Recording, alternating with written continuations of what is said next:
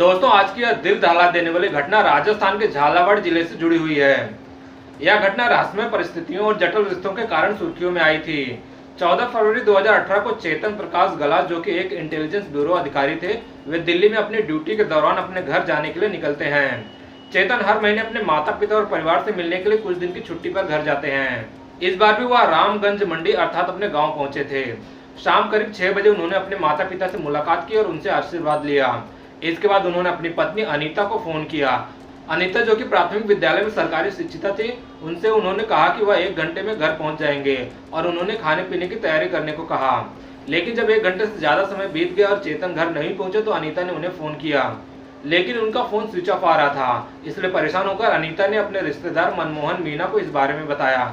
मनमोहन ने मामले को गंभीरता से लिया और कुछ अन्य लोगों के साथ मिलकर चेतन को ढूंढने निकल पड़े। काफी मशक्कत के बाद चेतन बेहोशी की हालत में झालर पाटन के पास भवानी मंडी मार्ग की एक पुलिया के पास मिले।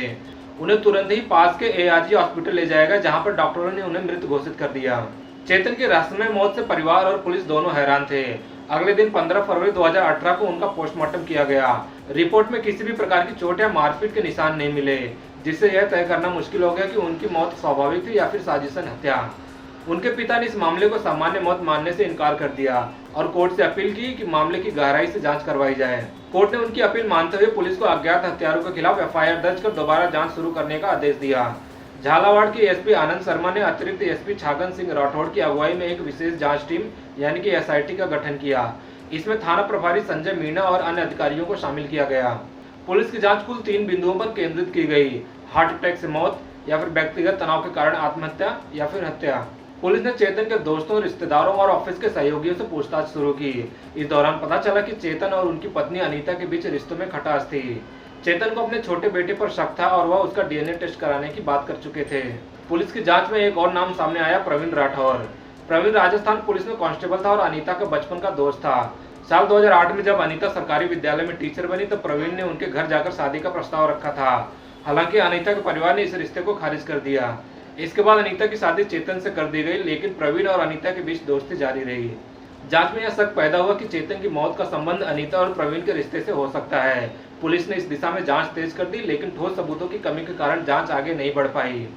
साल 2011 में चेतन प्रकाश गला, जो कि एक आईबी ऑफिसर थे, उनकी पोस्टिंग दिल्ली में हुई थी। उसी साल उनकी शादी एक लड़की से हो गई।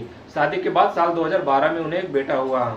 उनका परिवार सामान्य और सुखी जीवन बिता रहा था। दूसरी ओर प्रवीण राठौर, जो कि एक कांस्टेबल थे, उनकी भी शादी हो चुकी थी। साल 2014 के दिसंबर में उनकी पत्नी की सरकारी विद्यालय में नौकरी लग गई। एक दिन प्रवीण अपनी पत्नी को झालावाड़ जिले के अनावर विद्यालय छोड़ने गए थे। वहीं उनकी मुलाकात अपनी बचपन की प्रेमिका अनीता से हुई, जो उसी विद्यालय में शिक्षिका थी। पुरानी दोस्ती फिर से गहरी होने लगी और अनीता व प्रवीण के बीच नजदीकियां बढ़ने लगी। अनीता अपने माता पिता के साथ गायत्री कॉलोनी में रहती थी। प्रवीण ने अनीता को एक नया घर दिलवा दिया ताकि उनकी मुलाकातें आसान हो सके। चेतन प्रकाश को अनीता के व्यवहार पर शक होने लगा। वह अक्सर अपने पति से दूर रहकर प्रवीण से मिलती थी। अनीता के पास 2 मोबाइल थे, एक से वह अपने पति से बात करती थी और दूसरे से वह प्रवीण से। धीरे धीरे चेतन को महसूस हुआ कि उनका छोटा बेटा उनका नहीं है। उन्होंने डीएनए टेस्ट करवाने की बात कही। इससे पति पत्नी के बीच विवाद और बढ़ गया। अनीता और प्रवीण ने चेतन को खत्म करने की योजना बनाई। इस योजना में प्रवीण ने शाहरुख नाम के एक एजेंट से संपर्क किया और उसे 5 लाख रुपए दिए। पहले हत्या की कोशिश 25 दिसंबर 2017 को की गई थी, लेकिन वह असफल रही।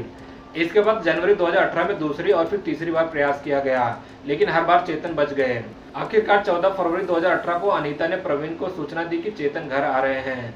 प्रवीण ने शाहरुख और उसके साथी शाकिर के साथ मिलकर योजना बनाई। जैसे चेतन झालावाड़ रेलवे स्टेशन पर उतरे, उनका अपहरण कर लिया गया। उन्हें कार में बैठाकर एक ऐसा इंजेक्शन दिया गया जिसकी ओवरडोज से उनकी मौत हो गई।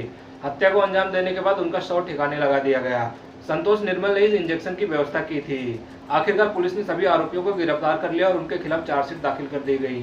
साल 2025 तक यह मामला कोर्ट में चलता रहा और उम्मीद है कि जल्द ही सभी आरोपियों को कड़ी सजा मिलेगी। पुलिस की सराहना की जानी चाहिए कि उन्होंने एक जटिल केस को सुलझाया और अपराधियों को न्याय के कटघरे में खड़ा कर दिया।